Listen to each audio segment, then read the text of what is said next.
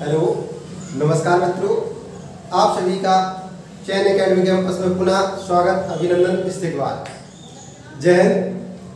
देखिए दोस्तों, आज आपको हम वहाँ ले चलते हैं जहाँ हर एक हिंदुस्तानी का दिल जाने को बार बार करता है। कहते हैं ना कि काश मेरी जिंदगी में सरहद की वो शाम आए, काश मेरी जिंदगी में सरहद की वो शाम आए, काश मेरी जिंदगी मेरे वतन के काम आए। ना खौफ है मुझे मौत का, ना आरजू है जन्नत की। ना खौफ है मुझे मौत का, ना आरजू है मुझे जन्नत की, मगर जब शहीदों का जिक्र हो तो काश उसमें मेरा नाम आए, काश उसमें मेरा नाम आए। तो दोस्तों, हर एक हिंदुस्तानी के दिल में एक अपने हिंदुस्तान एवं भारत माँ के लिए जो अंदर फौलाद भर जाता है। उनके नाम से यदि कोई अगर कह दे कि हिंदुस्तान पर अगर थोड़ी भी आँच आए तो उसके अंदर एक लावा सा फटने लगता है। तो ऐसी हर किसी के अंदर एक खौफ रहता है कि वो हर चाहता है कि मैं भी क्या करूं, कुछ सेवा करूं देश की। तो वो समय आ गया है, और जो इस को बचपन से अपना एम बनाए हुए हैं कि मुझे नहीं इंडियन आर्मी में जाना है या इंडिया के अदर फोर्सेस में जाना है, तो उनके लिए सबसे अच्छा मौका है। और जो आप थोड़ी सी भी मेहनत कर लें तो अच्छे से अचीव कर सकते हैं। ठीक है, तो आज हम आपको बताएंगे, अभी हाल ही में एक भर्ती आई है जिसका नाम है SSC-GD, है ना, जो स्टाफ सिलेक्शन कमीशन आपका जो अर्धसैनिक बलों में जो 8 अर्धसैनिक बल हैं उनके लिए भर्ती करते हैं। GD की जनरल ड्यूटी कांस्टेबल की होती है, उसके लिए भर्तियां करता है। तो उसकी वैकेंसी अभी आई है, तो आज हम उसके बारे में चर्चा करेंगे। अभी देखा गया है कि जो SSC-GD है उसकी भर्ती हाल ही में आई है, और इसके लिए आपको जो व्यक्ति 18 से लेकर, इसकी आयु सीमा रखी गई है, क्या है, आयु सीमा रखी गई है 18 से लेकर के और 23 वर्ष का जो भी व्यक्ति है, ये लड़का या लड़की, अर्थात ये मेल एंड फीमेल दोनों के लिए है, मेल और फीमेल दोनों के लिए है। 18 से 23 वर्ष का है वो इस फॉर्म को भर सकता है। और इसमें एक योग्यताएं जो रखी गई हैं या क्वालिफिकेशन है, ठीक है। तो योग्यताएं क्या है, योग्यता आपकी है ओनली कितना, 10th पास, ठीक है। तो क्या है, हाई स्कूल पास है जो आपका, वो इसमें अप्लाई कर सकता है SSC-GD के लिए। और इसमें मेल जो कैटेगरी है, मेल कैटेगरी के लिए जो आपका OBC, जनरल और SC, क्या OBC और जनरल और SC के लिए हाइट का क्राइटेरिया रखा गया 170, कितना रखा गया, 170 सेंटीमीटर्स, ठीक है। और जो फीमेल के लिए क्राइटेरिया है, अर्थात OBC जनरल और SC के लिए, ठीक है, OBC और जनरल और SC के लिए, फीमेल के लिए क्राइटेरिया है 157 सेंटीमीटर लंबाई, ठीक है। और वही SC कैंडिडेट के लिए मेल में है, SC के लिए मेल में आपका है 165, और यहाँ पर आपका फीमेल में है जो आपकी SC फीमेल है, ST सॉरी, ये क्या है, STS रूल ट्राइब्स, उनके लिए क्राइटेरिया ये रखा गया 155 सेंटीमीटर, ठीक है। तो ये तो उनकी हाइट लंबाई के बारे में हुआ कि जिसके पास इतनी हाइट है वो इसके लिए एलिजिबल है।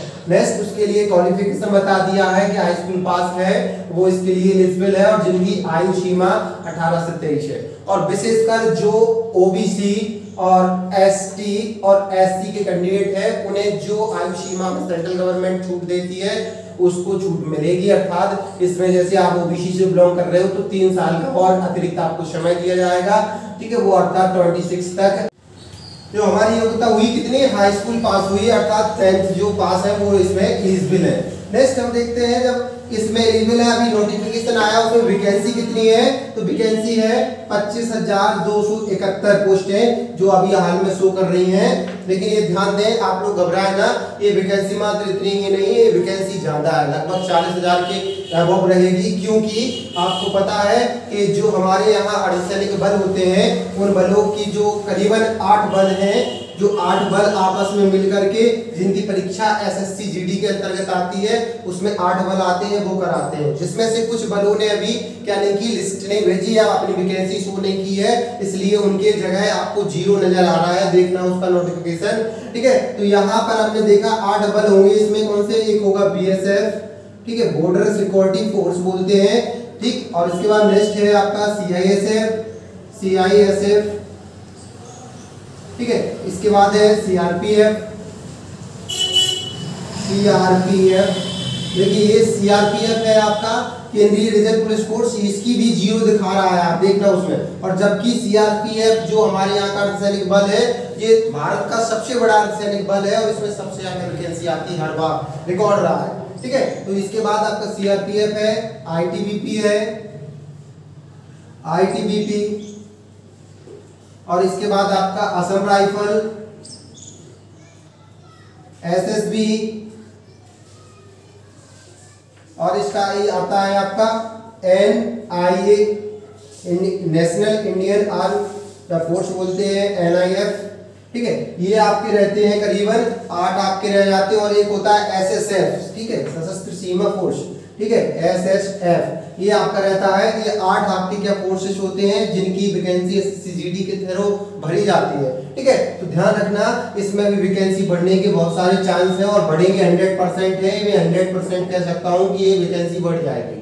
ठीक, अब इसमें अब देखते हैं, जब हमने ये सब देख लिया कि हम इसके लिए एलिजिबल हो गए हैं, हमारी हाइट भी हो गई, ये सब, अब हम देखते हैं इसमें जाने के लिए या हम इसको पाने के लिए किस रास्ते से जाएं। तो सबसे पहले इसको देखेंगे 4 भागों में आपको बांट के बताऊंगा, या 4 तरीके से आप इसमें ऐसे जाओगे। नंबर 1 रहेगा कि ये कराती है कंडक्ट एग्जाम, इसको सीबीटी बोलते हैं, सीबीटी अर्थात कंप्यूटर बेस्ड टेस्ट रहता है आपका। इस टेस्ट में करीबन आपका 100 क्वेश्चंस आते हैं, कितने, 100 क्वेश्चंस, और 100 मार्क्स के रहते हैं। ठीक है, और उसमें 100 मार्क्स के क्वेश्चन 100 हैं, प्लस क्या है, उनको आपको समय मिलता है 90 मिनट। कितना मिलता है, 90 मिनट समय मिलता है 100 क्वेश्चन करने होते हैं। ध्यान रखना है 90 मिनट में 100 क्वेश्चन आपको अटेम्प्ट करने होते हैं। अब जी 100 क्वेश्चन होते हैं तो किससे आते हैं, तो यहाँ हमें पता है 4 भागों में पेपर आपका आता है, और 4 भाग से आता है। नंबर 1 जो भाग रहता है आपका, इसको हम बोल सकते हैं रीजनिंग। ठीक है, रीजनिंग में से आपके कितने आते हैं, 25 क्वेश्चन आते हैं। सेकंड है मैथमेटिक्स, मैथमेटिक्स से भी आते हैं 25, और यहाँ पर आपका जीके आता है आपका, और जीए आता है, जीके और जीए आपका आता है 25 का, अर्थात जनरल नॉलेज और जनरल अवेयरनेस आती है 25। इसके बाद आता है इंग्लिश, क्या आती है, इंग्लिश को देखो, या तो इंग्लिश आप कर लो या फिर हिंदी, यहाँ आपको ऑब्लिक में एक आपको चूज करने को मिलता है, चाहे हिंदी कर दो चाहे इंग्लिश, ये आपका 25 का, अर्थात हम कह सकते हैं 25 का सब होता है। और बड़ा ही इजी इसका सिलेबस है, आप थोड़ी भी अगर कछुए की चाल चलोगे तो इसको पालोगे, है ना। तो पहले तो ये बाद में हम बताएंगे आपको क्लास में ही कि अर्थात किस अनुसार किस पोर्शन से आपको कितने क्वेश्चन लाना है, लगभग कट ऑफ कितनी जाएगी और कितना आपको इसमें से लाना है। ठीक है, तो एक तो पहला आपकी सीडी ये हुई सीबीटी, इसको टारगेट करना। सेकंड, फिर इसके बाद सीबीटी जब हो जाती है तो बोलते पीईटी। दूसरा होता है आपका पीईटी, फिजिकल एलिजिबिलिटी टेस्ट, इसको बोलते हैं पीईटी, फिजिकल एलिजिबिलिटी टेस्ट। इसमें क्या होता है, इसमें आपका फिजिकल होता है, मतलब शारीरिक मापदंड बोलते हैं हम, शारीरिक दक्षता परीक्षा।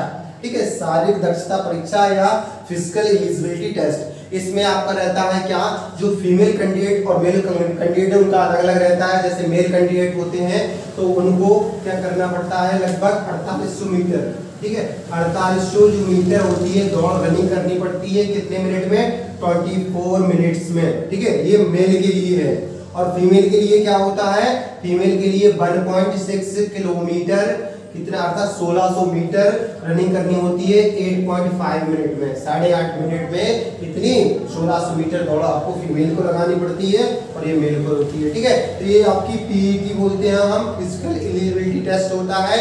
और इसके बाद फिर होता है आपका थर्ड जो चरण होगा, थर्ड होगा डॉक्यूमेंट वेरिफिकेशन। क्या होगा, डीवी, अर्थात डॉक्यूमेंट वेरिफिकेशन होगा। और डॉक्यूमेंट वेरिफिकेशन में आपका सारे जो होंगे आपके डॉक्यूमेंट्स चेक किए जाएंगे कि आप सही हैं, या आपने जो कास्ट सर्टिफिकेट वगैरह लगाए हैं वो आपके सही हैं या नहीं।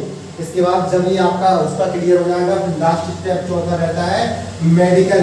ठीक है, मेडिकल में क्या होता है, मेडिकल में आपको पता है शरीर की जांच होती है, आपको देखा जाता है कि आप में कहीं ऐसी विकृति तो नहीं पाई जा रही है जो सेना में रहते हुए आपको हार्मफुल हो या गवर्नमेंट जो सेना हो उस सेना के लिए सही ना हो। ठीक है, तो वहाँ पर आपका मेडिकल टेस्ट होता है और इसके बाद होने के बाद आपके दिल में जो जुनून था वो जुनून पूरा होने का सपना आ जाता है और रात में आपको नींद नहीं आती। जिस दिन आपका जॉइनिंग लेटर आता है ना, जिस दिन आप रात में देखते हो कि हमारा जॉइनिंग लेटर ऑनलाइन साइट देखी चला के मोबाइल पे, ठीक, उस दिन देखा तो उस दिन आपको नींद नहीं आएगी, क्योंकि बचपन से सपना वही सजोया था हमने, है ना, कि देश की सेवा करूंगा, देश की सेवा करूंगा। तो देश की सेवा वही कर सकते हैं जो इस माध्यम से जाएगा। ठीक है, तो ध्यान रखना, आपको सबको ये देखना है और इसके बाद सिलेबस के बारे में हम बता दिए और बाकी क्लास निरंतर आपकी हम देंगे। ठीक है, बाकी ये पूरा रहा आपका। अब आपको क्या है, इसको टारगेट बना के जल्दी निकलना है, अब घरों में सोना नहीं है। ठीक है, क्योंकि अब हमारा जो समय आ गया जो हमें कुछ क्या है, एनर्जेटिक बन जाओ और कुछ करके दिखा दो। ठीक है, तो आपके साथ मैं सुरेंद्र राठौर हमेशा आता रहूंगा। धन्यवाद धन्यवाद धन्यवाद।